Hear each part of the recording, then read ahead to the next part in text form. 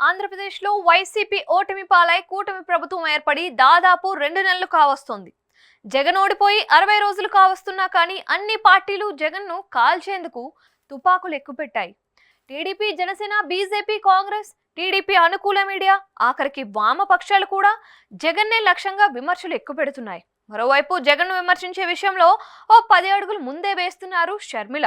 జగన్ను రాష్ట్ర రాజకీయాల నుంచి లేకుండా చేస్తే ఇక తమకి తిరుగుండదని కొన్ని పార్టీలు భావిస్తున్నాయేమో తెలియదు, కానీ విమర్శ కోసం విమర్శలు చేసినట్లుగానే అనిపిస్తోంది.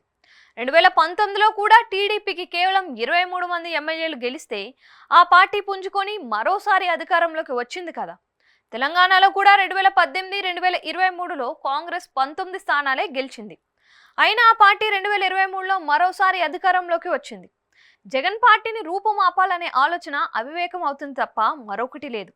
రాష్ట్రంలో అభివృద్ధి పూర్తిగా కుంటుపడిందని, కేంద్ర ప్రభుత్వం నిర్మాణాలు కూడా జగన్ వల్లే ఆగిపోయాయని ప్రభుత్వం విమర్శిస్తోంది.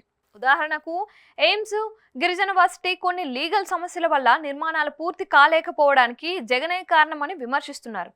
మరి అంతకు ముందున్న టీడీపీ హయాంలో ఇవన్నీ ఎందుకు పూర్తి కాలేదో తెలియదు. క్రెడిట్ వస్తే తమ ఖాతాలో వేసుకొని, డెబిట్ వస్తే జగన్ ఖాతాలో వేయాలని ప్రభుత్వాలు, ఇటు టీడీపీ అనుకూల వ్యక్తులు రెడీగా ఉన్నారు. జగన్ అమరావతి వచ్చినా, బెంగళూరు వెళ్ళినా ఆయన ప్రతి మూమెంట్ పై పలు రకాల కామెంట్స్ చేస్తున్నారు. ప్రతి విషయంలో ఏదో ఒక తప్పు దొరికితే దానికి జగనే బాధ్యుడిని చేస్తున్నారు. జగన్ ఢిల్లీలో చేసిన ధర్నాపై మొదటిగా స్పందించింది షర్మిలానే. అసెంబ్లీలో మాట్లాడకుండా ఢిల్లీ వెళ్ళి ఏం చేస్తావు అని జగన్ను ప్రశ్నిస్తుంది. కానీ జగన్ ఢిల్లీలో చేసిన ధర్నా ఇండి పక్షాల దృష్టిని ఆకర్షించింది.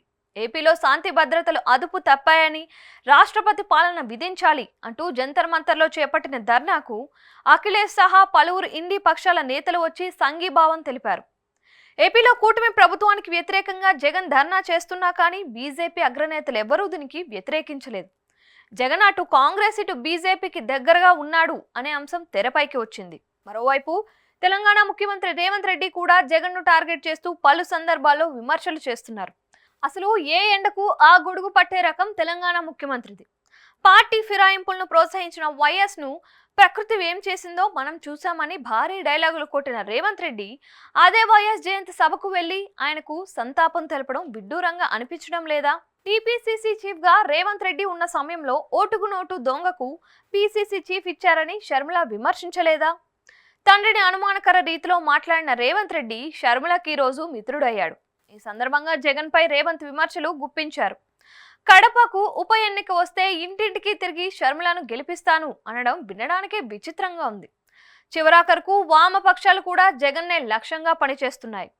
బీజేపీని విమర్శించే వామపక్షాలు బీజేపీ భాగస్వామ్య పక్షాల ప్రభుత్వం ఉన్నా హామీలను నెరవేర్చడంపై ప్రభుత్వాన్ని ప్రశ్నించకుండా జగన్నే ఎందుకు ప్రశ్నిస్తున్నాయి అన్న అంశంపై కొత్త చర్చ సాగుతోంది. ఏపీలోని అన్ని రాజకీయ పక్షాలు మాత్రం జగన్ను సెంట్రిక్ గా చేసుకున్నాయి. దీనికి తోడు తెలంగాణలో రేవంత్ కాంగ్రెస్ కూడా జగన్ను టార్గెట్ చేసుకుంది.